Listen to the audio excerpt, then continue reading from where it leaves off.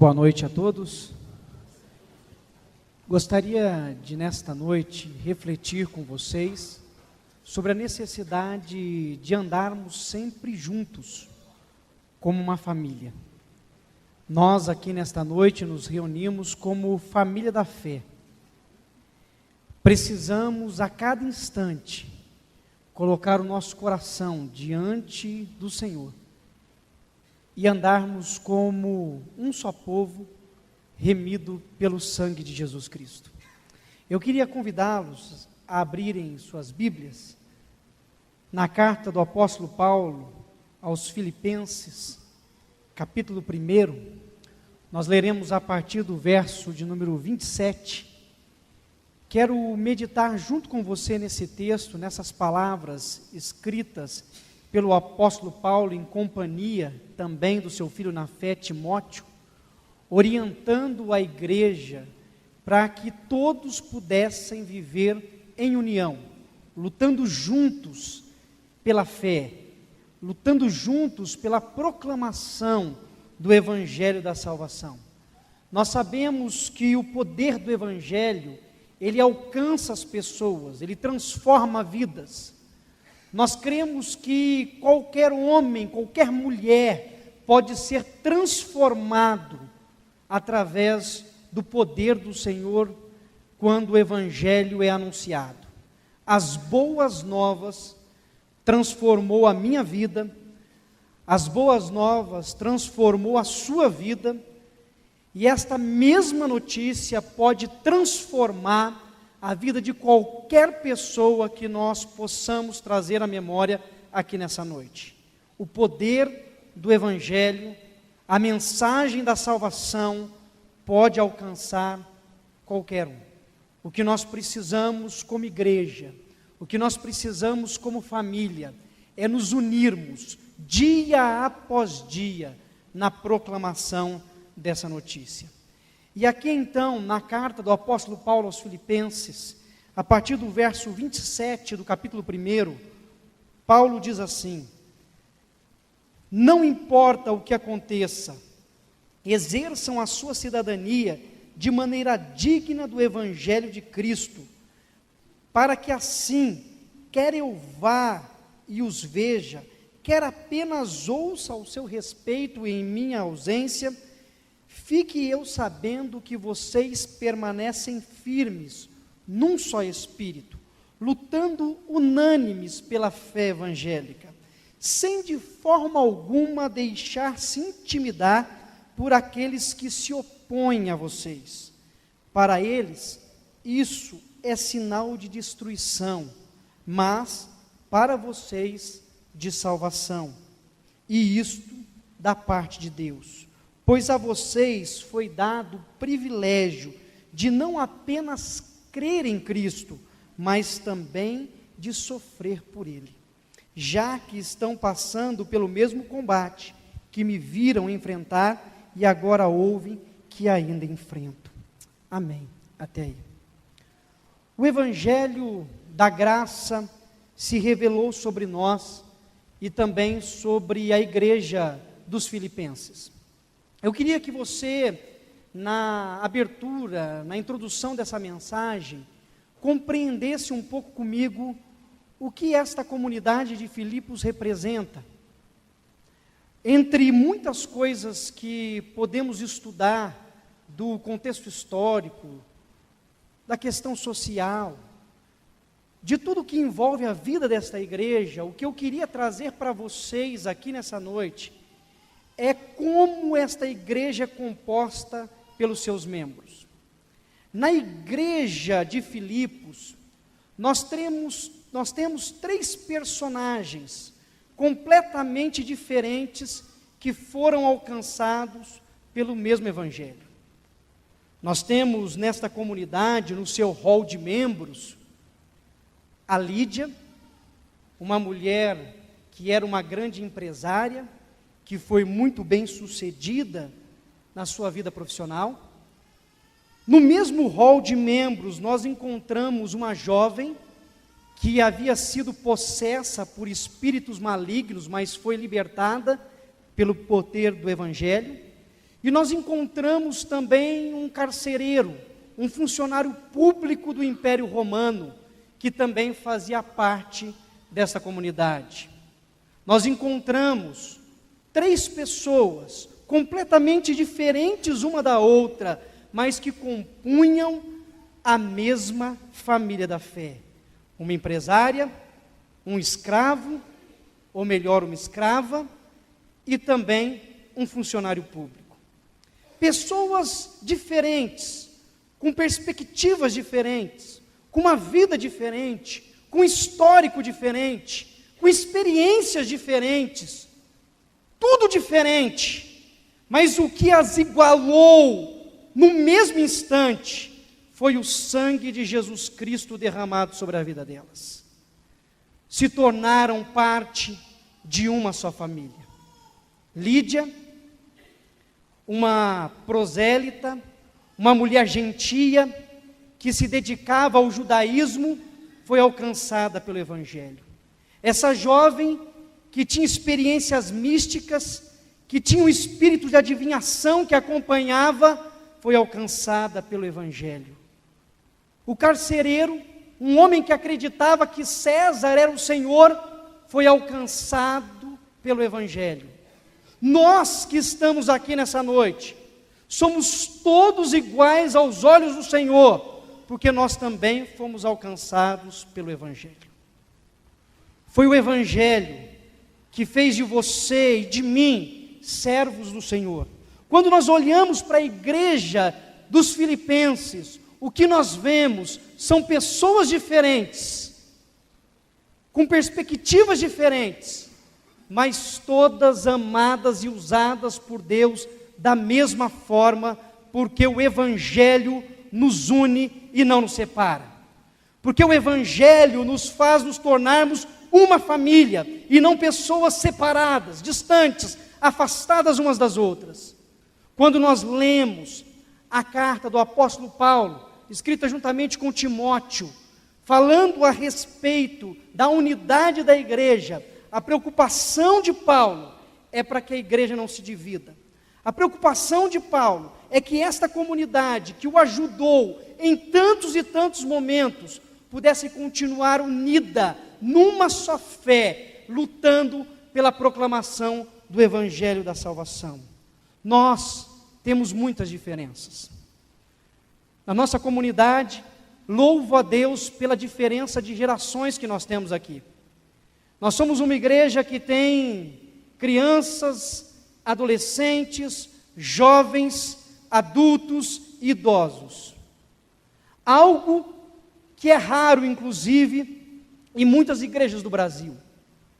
Uma comunidade em que todas as gerações se fazem presentes. Mas quando colocamos gerações diferentes, pessoas diferentes no mesmo espaço, nós precisamos pedir a Deus graça para que consigamos ter unidade, para que consigamos caminhar juntos, para que consigamos atentar um ao outro. Precisamos dia após dia orar para que as nossas crianças respeitem os adultos, para que os adultos auxiliem os jovens, para que os jovens olhem com carinho para os idosos, para que os idosos olhem com paciência para os adolescentes, e para que os adolescentes tenham simpatia pelas crianças. Somos uma comunidade diversificada, com pessoas diferentes, mas todos os dias em que nos levantamos, todos os domingos que viemos aqui para esse culto, para esse templo, nós precisamos entrar aqui e olhar um para o outro, lembrando que nós somos uma única família, que precisamos sempre levar em alta conta a vida do outro, ao invés da nossa própria. Quando Paulo escreve a sua carta, ele procura despertar na igreja essa unidade. Essa unidade está no seu coração. Esse desejo, esse anseio por ser um só, está na sua vida. Quando Paulo, no versículo 27, começa a dizer: não importa o que aconteça, exerçam a sua cidadania de maneira digna do Evangelho de Cristo, Quando ele fala isso, surge para mim uma pergunta: será que nós temos a capacidade de viver algo que está acima das nossas forças? Pense comigo, viver de forma digna do Evangelho de Jesus Cristo. Como posso viver de maneira digna do Evangelho? Como podemos nós, pecadores, limitados, falhos e falhas, viver de forma digna do Evangelho? Eu entendo que o apóstolo Paulo e também Timóteo, quando eles trazem essa reflexão à igreja, ele não está falando sobre o fato de sermos merecedores do Evangelho e por isso vivermos de forma digna dele, mas ele está se referindo ao fato e à necessidade de todos nós agirmos com humildade diante da igreja, diante do Evangelho, diante da boa notícia que nos foi proclamada. Continuaremos sendo imerecedores da graça, mas nós podemos buscar em Deus humildade, para viver como uma família, esse Evangelho que chegou aos nossos ouvidos.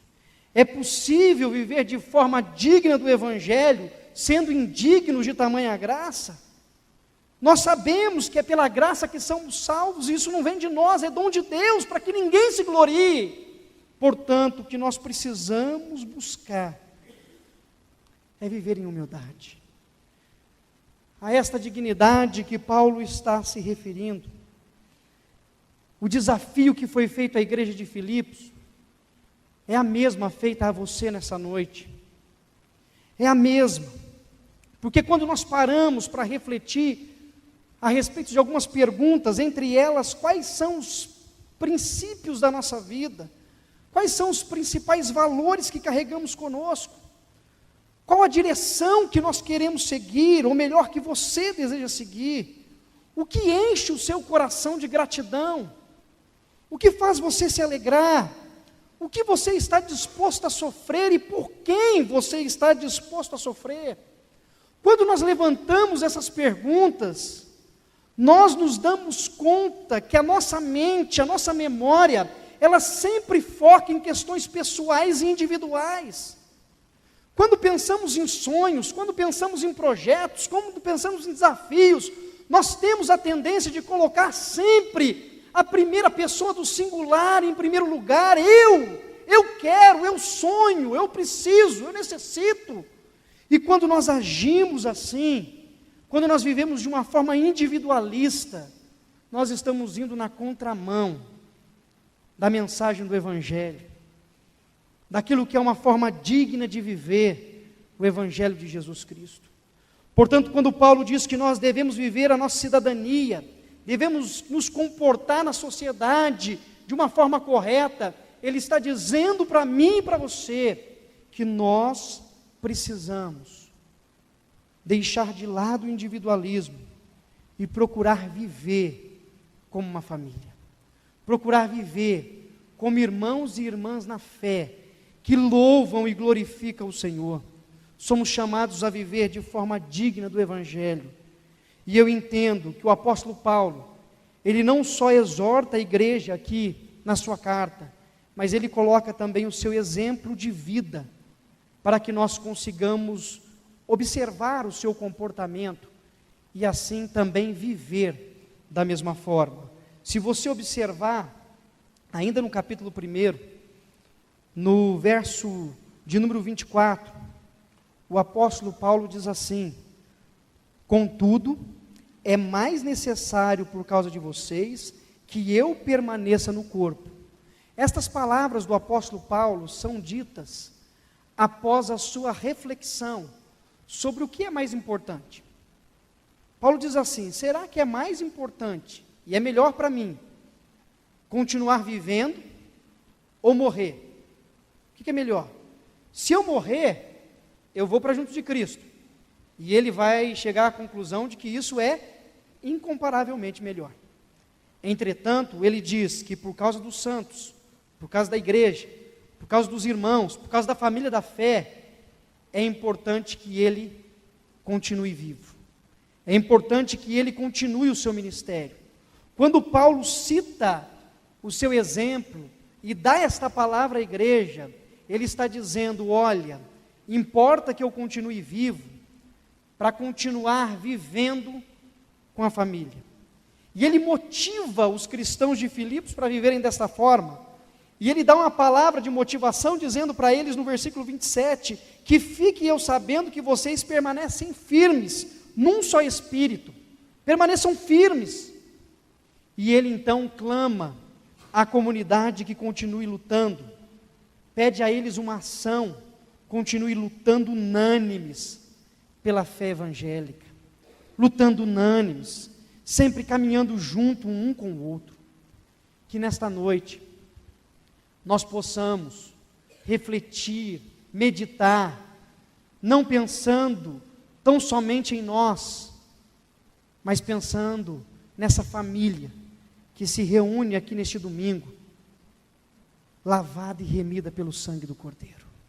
Que nós pensemos nos nossos filhos, que nós pensemos nos nossos adolescentes, que nós oremos pelos nossos jovens, que nós possamos amar os adultos da nossa comunidade, que nós possamos interceder continuamente pelos idosos desta igreja, que nós possamos viver como uma família.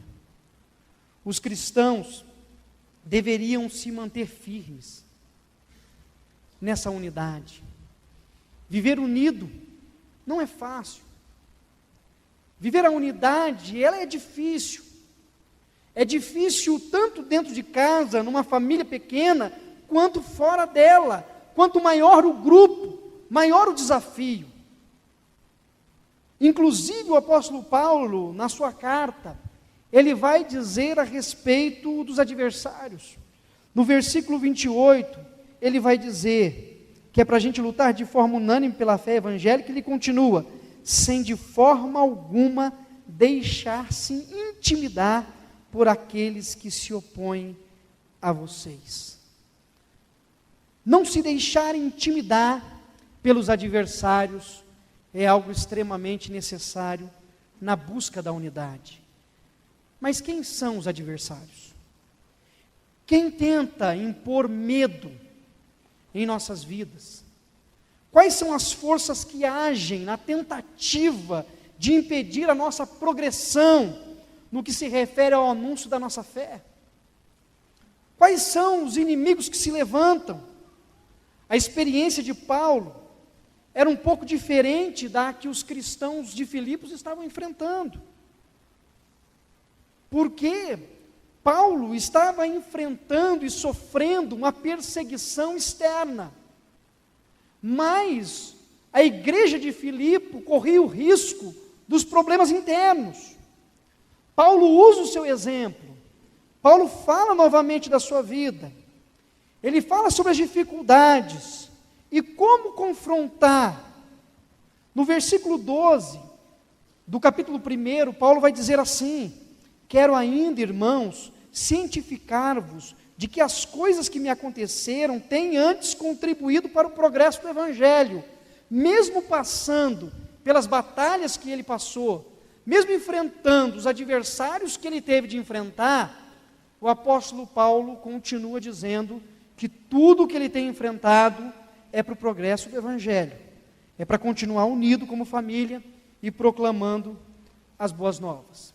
Paulo, ele foi linchado, foi tratado de forma injusta, ele sofreu conspirações, ele foi preso, ele enfrentou um naufrágio, e ele estava nesse momento em que escreve a carta, detento, sob vigilância constante. Mas mesmo assim, isso não o abate, isso não o desanima, isso não faz com que ele se sinta intimidado para proclamar as boas novas. Tudo isso para continuar como família, proclamando o Evangelho da salvação. Mas além dos adversários externos, além das lutas que nós travamos, às vezes contra aqueles que não concordam com aquilo que nós proclamamos, ou às vezes com aqueles que sentem ou que têm alguma rejeição em relação à comunidade, à igreja, pessoas que às vezes são machucadas e acham que a igreja não age de forma correta, nós temos várias reações de pessoas que atacam ou que de uma forma ou de outra procuram se posicionar contrário ao Evangelho. Mas além do adversário externo, eu queria falar com vocês sobre os adversários internos. Não entenda aqui adversário externo como seu irmão ou a sua irmã, mas eu queria falar sobre você mesmo. Em muitas circunstâncias, o que impede o avanço da igreja não é a perseguição externa, mas é o nosso egocentrismo, é o nosso comportamento, são as nossas atitudes. Quando agimos de forma egocêntrica, até mesmo quando nós servimos ao Senhor e procuramos fazer isso para satisfação pessoal, nós vamos na contramão do Evangelho. Quando nós temos atitudes ou palavras que mostram que nós temos o desejo que a nossa vontade se cumpra em tudo. Tem um livro chamado Aconselhamento Pastoral, escrito por uma mulher chamada Ruth Renzendorfer. Ela trabalha de uma forma muito interessante algumas expressões do nosso sentimento de egoísmo. Entre elas, ela coloca as pessoas que pensam, tenho de ser perfeito. Você já pensou assim? Eu não posso ter defeitos, eu tenho que ser perfeito. E nessa tentativa de ser perfeito, você se fecha, você não se abre, e você finge que é perfeito, e começa a apontar os erros de outras pessoas. Isso acontece o quê? Quebra a unidade. Tem pessoas que acham que sofrem mais do que os outros. Eu sofro mais do que todo mundo. Os meus problemas são maiores, as minhas dificuldades são maiores, as minhas angústias são piores, a minha inquietação é maior. E nessa busca de mostrar um sofrimento maior, nós nos achamos o Marte, achamos que somos os melhores, porque nós suportamos mais sofrimentos do que os outros suportam. E isso também prejudica a unidade. Outras coisas que nós vemos é quando as pessoas sentem raiva, quando não estão no controle das coisas, quando as coisas não estão sob a sua mão, sob o seu domínio, quando não é ela que decide, quando não é ela que dá direção, e isso começa a pesar, fazendo com que as pessoas se afastem. Pensamentos dizendo o que os outros pensam de mim, o que as pessoas pensam sobre a minha vida, e aí então começa de uma forma ou de outra, tentar mostrar ou aparecer, para que as pessoas possam levá-la em alta consideração. Uma outra frase muito presente, quando o egocentrismo tenta tomar conta dos nossos corações, é pensar ou dizer, ninguém pode me dizer o que eu tenho de fazer. Quantas pessoas ficam bravas, nervosas, irritadas, quando recebem ordens, quando precisa prestar contas, quando deve responder alguma coisa. E por fim, a expressão, eu posso cuidar de mim mesmo. Não se preocupe, eu estou bem, eu sei me cuidar, eu sei me virar, eu não preciso de ninguém, eu sei cuidar de mim mesmo. Eu comecei cedo a cuidar da minha vida, desde novinho, meu pai e minha mãe não me deu muito apoio, e eu comecei a cuidar de tudo sozinho, não preciso de ninguém, pastor, presbítero, liderança, irmãos, gosto muito, mas olha, da minha vida cuido eu, porque eu sei cuidar. Quantas e quantas vezes esses pensamentos, essas expressões estão nos nossos lábios, e nós travamos uma guerra constante contra nós mesmos, e esta luta prejudica a unidade da igreja. Essas posturas egocêntricas afastam as pessoas de nós. Ao afastar as pessoas, nós não conseguimos viver a unidade cristã, nós não conseguimos viver como uma família. Eu queria que nessa noite você conseguisse identificar quais são os seus adversários. Quais são os adversários da sua vida, que em muitos momentos prejudica a sua convivência com a família da fé. No caso dos adversários externos, lembre-se da palavra de Jesus no Evangelho de Mateus, capítulo 5, versículo 44. Amem os seus inimigos e orem por aquele que os persegue. Que você ame as pessoas. Se você as considera suas inimigas, ame-as e ore, interceda por aquele que os persegue. Agora, para vencer os inimigos internos, você precisa viver e andar no Espírito. Gálatas capítulo 5, versículo 16, o mesmo apóstolo Paulo diz: andai no Espírito, e jamais satisfareis a concupiscência, a vontade, o desejo da carne.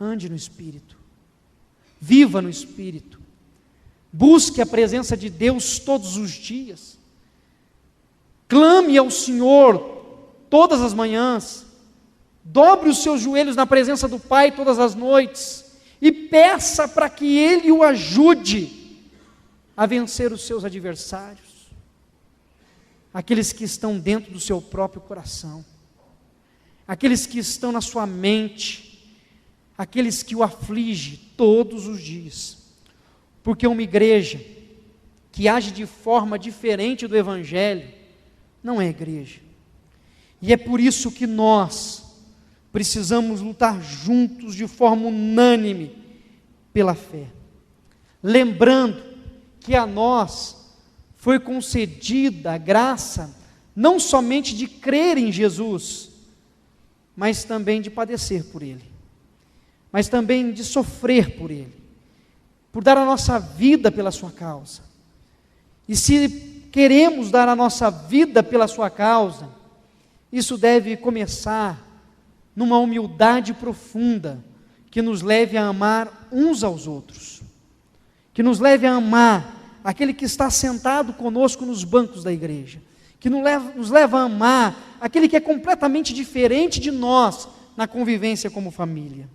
E eu quero então finalizar a minha mensagem aqui nessa noite, lendo uma oração que foi feita pelo apóstolo Paulo, aqui no capítulo 1 de Filipenses, versículo 9 e 10. Se você estiver com a sua Bíblia ainda aberta, procure o versículo 9 e 10. O apóstolo Paulo diz assim: e também faço esta oração, que o vosso amor aumente mais e mais, em pleno conhecimento e toda percepção, para provardes as coisas excelentes e serdes sinceros e inculpáveis para o dia de Cristo, cheios do fruto de justiça, o qual é mediante Jesus Cristo, para a glória e louvor de Deus. Que o Senhor faça brotar nos nossos corações esse amor que aumenta e cresce mais e mais. Que deixemos de lado o individualismo e o egocentrismo, e que sejamos uma família lavada e remida pelo sangue de Jesus. Que esta palavra nos fortaleça na nossa jornada, e conforme os anos forem se passando, que nós nos sintamos próximos cada vez mais uns dos outros, como uma família que fomos resgatadas para si. Que Deus assim nos abençoe e nos fortaleça. Eu queria convidá-la a fechar os seus olhos, curvar sua cabeça. Quero orar por você, orar junto com você. Quero orar pela nossa igreja, orar por essa família. Em seguida nós estaremos chamando alguns irmãos aqui à frente, que estarão sendo recebidos por profissão de fé, batismo. Mas eu quero, mais uma vez, ter uma palavra de oração junto com você. Senhor eterno, a Tua palavra é viva e eficaz. O Senhor foi aquele que resgatou a vida da Lídia, a vida daquela jovem que sofria de batalhas espirituais. O Senhor foi aquele que salvou o carcereiro. O Senhor é o mesmo que nos salvou, que nos resgatou e nos trouxe aqui nessa noite para vivermos como uma família. Mesmo diante de tantas e tantas diferenças, ó Pai, mesmo diante de coisas que vivemos, que experimentamos, diante do conhecimento que temos da vida, daquilo que nos foi ensinado pelos nossos pais ou pela história de vida, muito maior do que tudo isso, é o sangue do Senhor Jesus Cristo que nos une. Portanto, nós te pedimos, ó Pai, nos auxilie na caminhada, nos auxilie na jornada, para que sejamos uma só família, para que possamos amar uns aos outros com o amor do Senhor. Em nome de Jesus Cristo, nosso Senhor amado, nós oramos e clamamos a Ti, ó Pai. Auxilia-nos na jornada, em nome de Jesus Cristo. Amém, ó Pai. Amém.